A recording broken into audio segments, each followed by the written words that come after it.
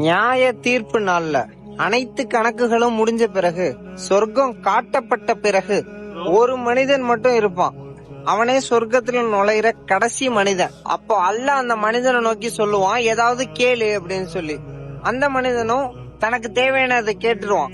கேட்ட பிறகு அல்லாஹ் திரும்பவும் சொல்லுவான், திரும்பவும் வேற ஏதாவது கேளுன்னு சொல்லி.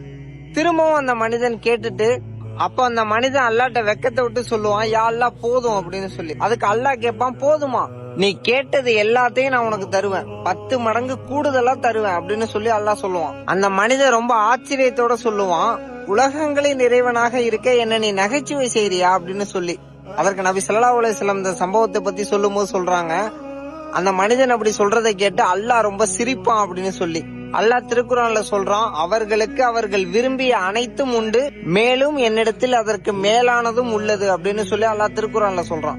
அல்லாஹ் மறுமையில 10 உலகங்களை கொடுக்கறான் அப்படின்னு சொன்னா, ஏன் இந்த உலகத்துல அல்லாஹ்விடத்துல கேட்கறத நம்ம ஏன் நிப்பாட்ட வேண்டும்? உங்க துவாவை ஒருபோதும் குறைச்சு நினைக்காதீங்க, கேளுங்க, ரொம்ப பெருசா கேளுங்க அல்லாஹ் கிட்ட. ஏன்னா அல்லாஹ்வோட கஜானா ஒருபோதும் காலியாவாது. இன்ஷா அல்லாஹ் நாளைக்கு பார்ப்போம். அஸ்ஸலாமு அலைக்கும்.